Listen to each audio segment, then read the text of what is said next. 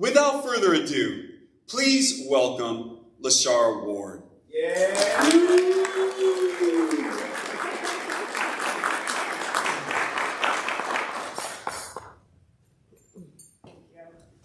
I don't know if you heard that, but I brought my own cheering crew.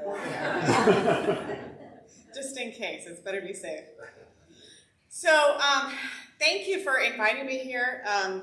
As Reverend David said, this is my first time doing this kind of a speech to a faith community, so I really appreciate you all letting me come and do this with you and being so welcoming.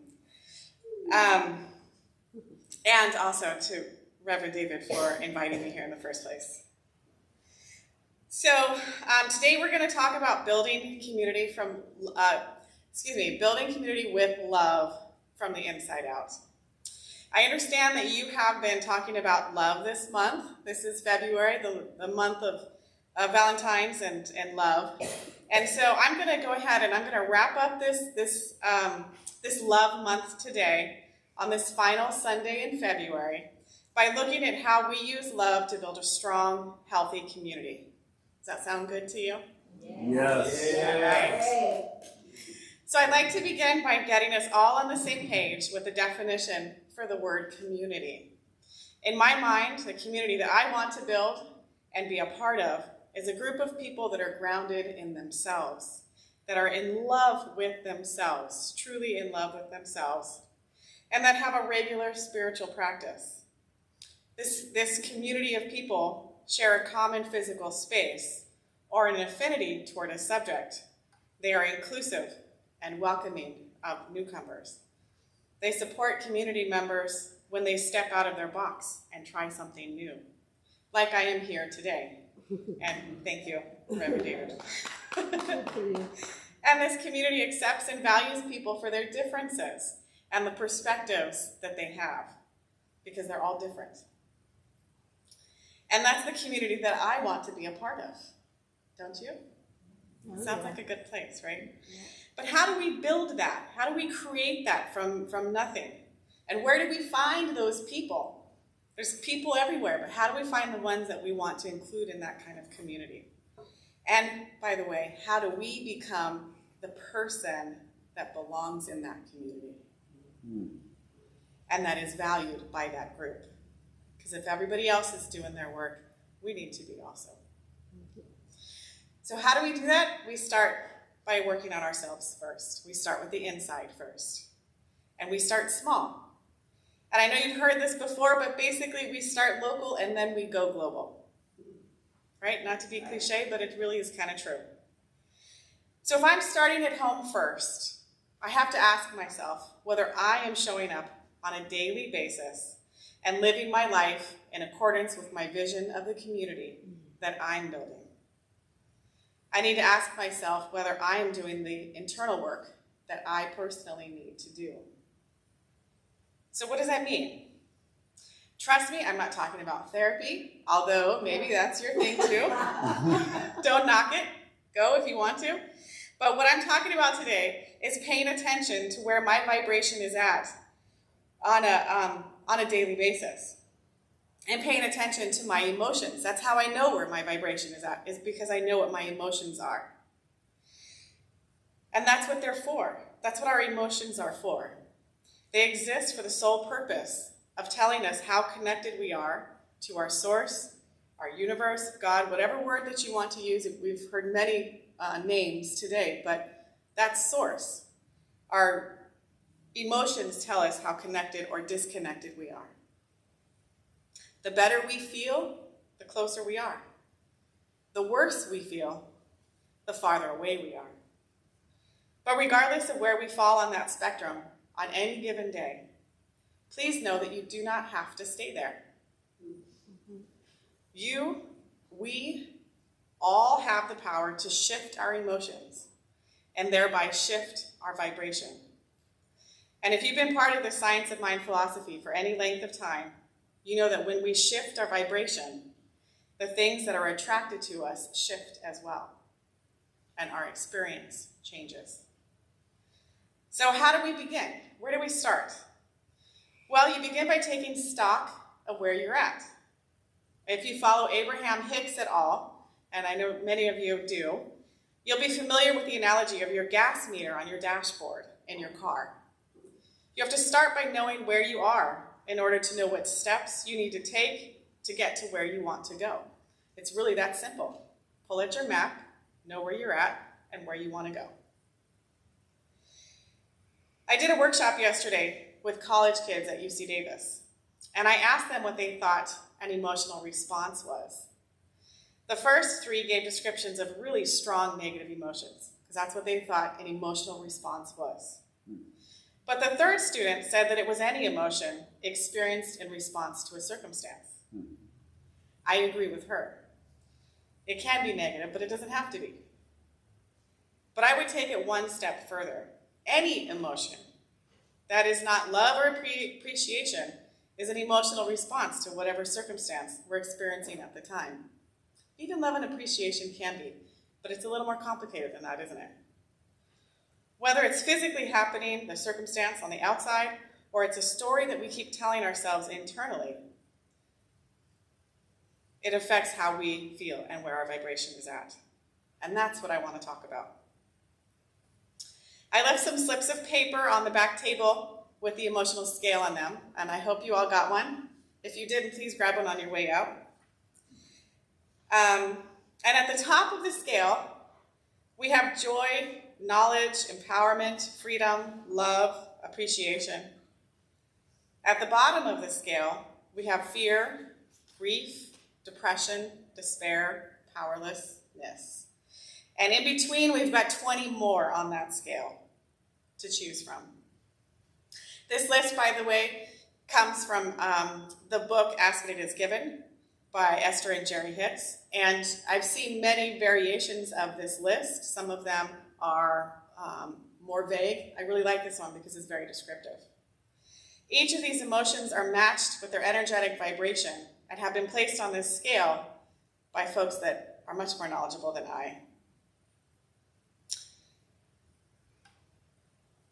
Once you've taken stock of your emotion, look at the emotional scale and assign a word to that feeling. Then, notice where it is on the scale of connection.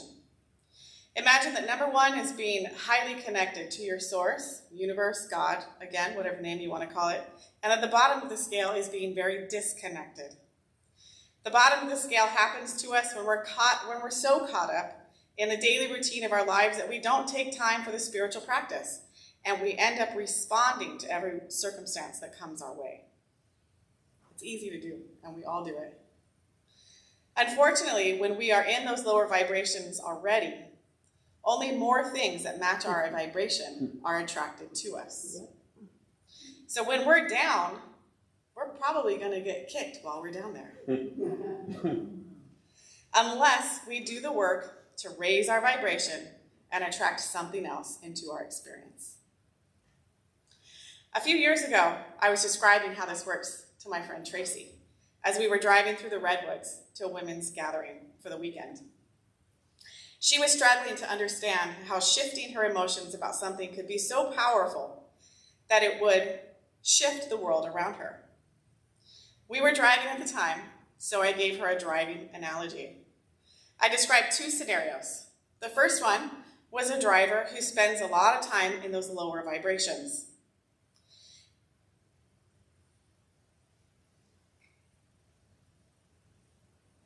Losing track of my story, but I know this story, so I'll just tell you. So the first driver spends a lot of their time in the lower vibrations. And when you're driving in that kind of a scenario, that's the driver who's more likely to be in an accident or to witness an accident, to be in the surrounding area where that kind of thing is happening. Whereas a driver who spends most of their time in the higher vibrations, they can't stop the accident. They can't make it not happen. But what they can do is get inspired to, I feel like I need a Coke. I'm going to pull off right now. And they go for a pit stop. And they miss the collision entirely. They're not part of it. They don't witness it. They're not in the vicinity at all. And my friend Tracy thought I was kind of nuts. So we moved on. We continued our conversation about other things. We stopped for a pit stop. We got our snacks, we used our restroom. 10 minutes later, we got back on the road. Less than a mile down the road, there was a humongous accident, multi-cars. The police were just arriving. It had just happened within the last 10 minutes. We had missed it entirely. And when she saw that, she looked at me with her eyes. What? And I said, yeah, I told you. That's how it works.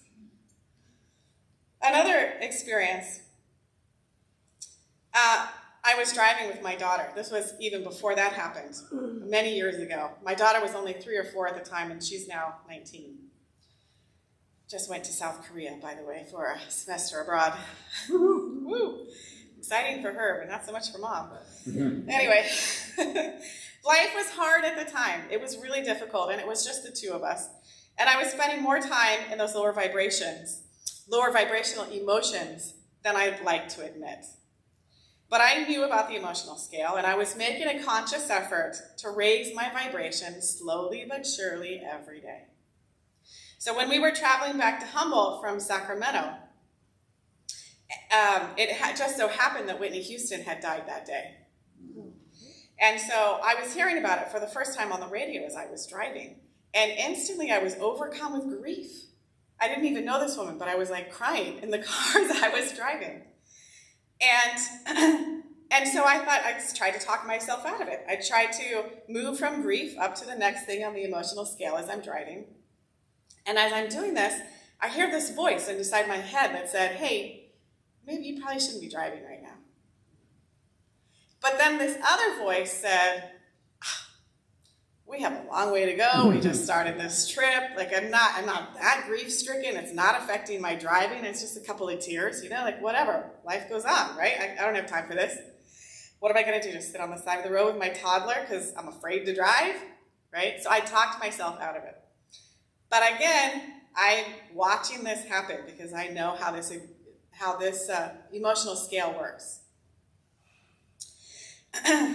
So I kept driving. And I got to this little town on I-5 called Arbuckle. You might know it. And there's this spot on the road where the freeway dips down, and there's a pedestrian bridge that crosses over the top. There was this little gang of preteen boys up there messing around.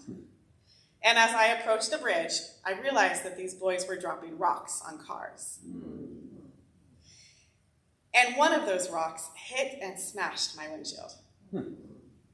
Glass went everywhere inside my car.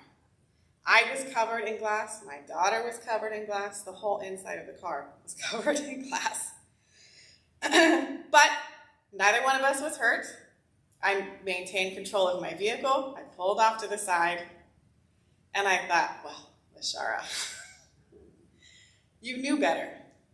And I couldn't be mad at the boys because I knew it was my fault. I knew that I should have pulled over when my internal source told me, pull over.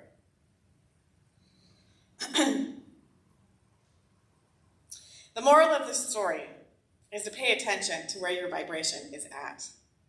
And if you can't seem to get out of those lower vibrations, then take the time you need to heal before you get into a car. Or just basically move through life carefully and listen to the messages that come up in the form of those internal warnings, because they're real. And meanwhile, start working your way up to the next higher emotion on that scale. There's lots of ways people use to shift, and no one way is the best way. It's all a personal preference. The point is, though, to find some way to lift yourself up. We all have a set point where we sort of spend most of our time. Some are higher or lower than others. It doesn't really matter because we're human and we move up and down the scale, sometimes the entire scale in one day, right? The goal is to have enough practice at consciously shifting so that regardless of where we're at on the scale and regardless of the circumstance that we're currently experiencing, we have the skills and the ability to move ourselves up to the next level. And when we have enough practice, when a circumstance elicits an emotional response from us, we can recognize it. We can step away from it. And we can start to move ourselves back up into love and appreciation.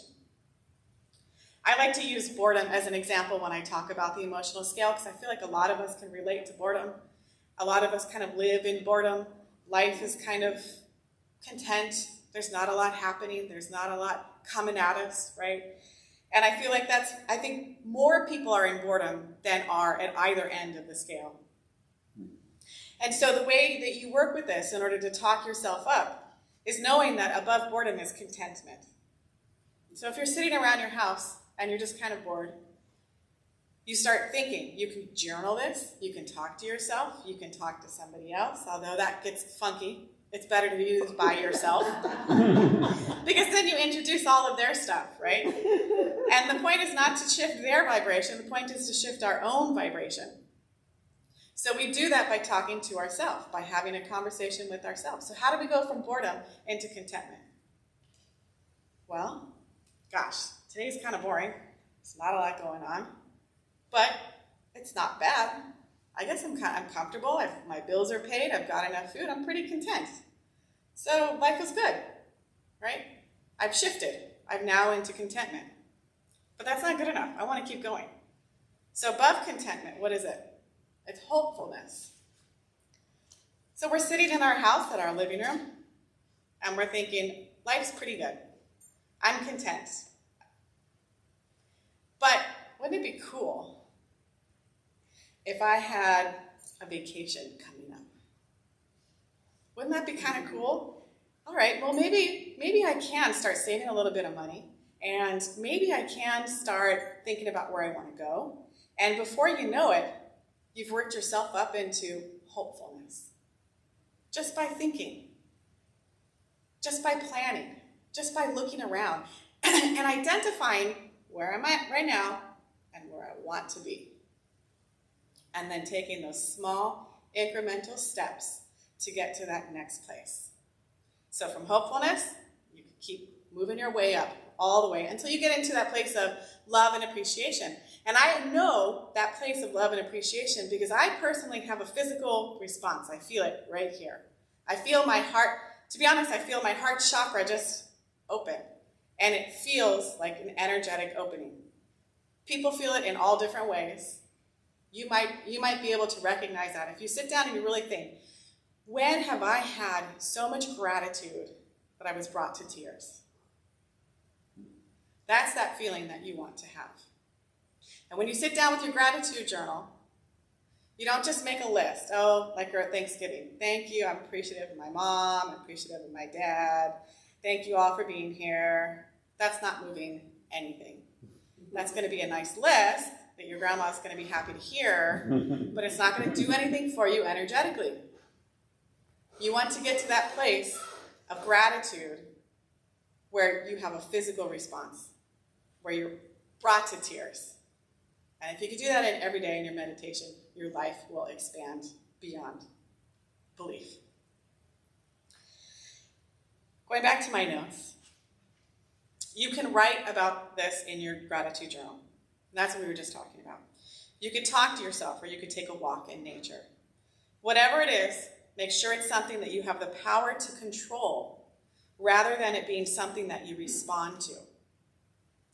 Remember, you want to be able to raise your vibration when you are ready to do so. Not when somebody else is telling you, or not when you're having a response to something that is happening around you. You don't have to have a person in your space to tell you that they love you for you to feel valuable. You need to be able to find that space of loving and knowing your value without that person. Does that make sense? And when you change your vibration, people notice. Think about the depressed person sitting in the park. Do you go up to them and strike up a conversation? Probably not. You're probably thinking that you've got better things to do than to get caught up in their drama, whatever it is. And compare that to the light-filled person sitting on the same park bench.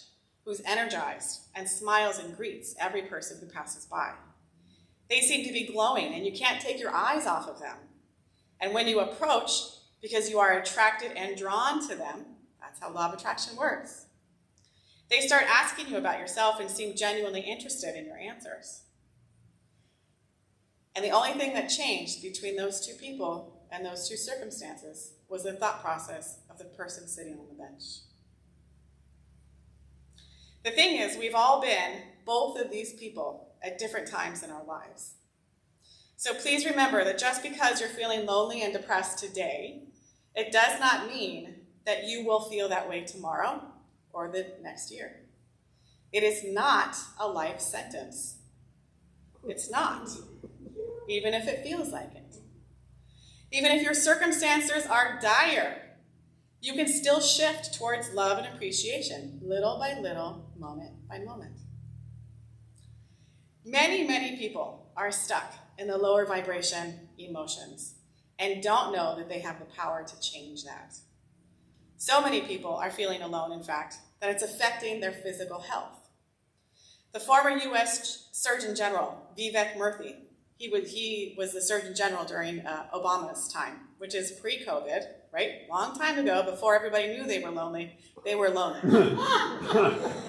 He said that the most common pathology he saw during his years of service was not heart disease or diabetes. It was loneliness. Some say that chronic loneliness is like smoking 15 cigarettes a day. According to the American Psychological Association, it kills more people than obesity. We as a global society are missing the sense of belonging that a strong, loving community provides, and people are dying because of it. But it's not just Americans. Many countries around the world are facing the same issues. In January of 2018, again, pre-COVID, England created a new department within its government and appointed a minister for loneliness. This is part of their federal government. Because a study found that roughly 15 to 20% of British adult population reported feeling often or always lonely. Even Michelle Obama talked about the epidemic of loneliness in her most recent book called The Light We Carry. She had a great solution, though. She encouraged her readers to be curious about the people around them, to look them in the eye and to sincerely ask how they are doing, or comment on the book they are reading, or comment on anything. It doesn't matter. Just be curious. The point is, you've done your emotional work at home before you left the house, and you see the people around you as loving, worthy souls. So you take the time to talk to them and to be curious about them. Can you see now how the way that we show up in the world determines how they respond to us? Can you see that when we are in the lower vibrations, nobody's coming to lift us out of that? We will only get more of the same drama, depression, and loneliness from other people that match our vibration. But if we step back and we let go of those emotions, our vibration will automatically start to move towards love. We just float. We can help to move it along by doing the journaling and whatnot, but it's still, or even just sitting down and meditating will also do the trick. But still, we just kind of float up. Eventually, we will establish a new set point. Once we practice this over and over on a daily basis, eventually we will establish a new set point, and we will attract different people and circumstances based on this new emotional vibration. So just because it was bad yesterday doesn't mean that it will be bad tomorrow. And we can make that vibrational move, which will then affect our circumstance. The work that we do at home, the work at home, before we ever step outside that door, makes all the difference in how we feel about ourselves and how we show up with others. And this is how we begin to build community from the inside out. Let's take this into prayer.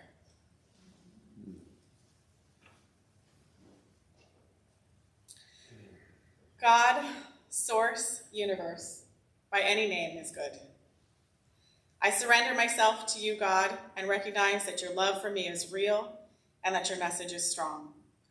I surrender my control to this incredible system of emotions and vibrations that God has created for me to use to help me decipher the level of connection that I'm experiencing at any given moment of the day.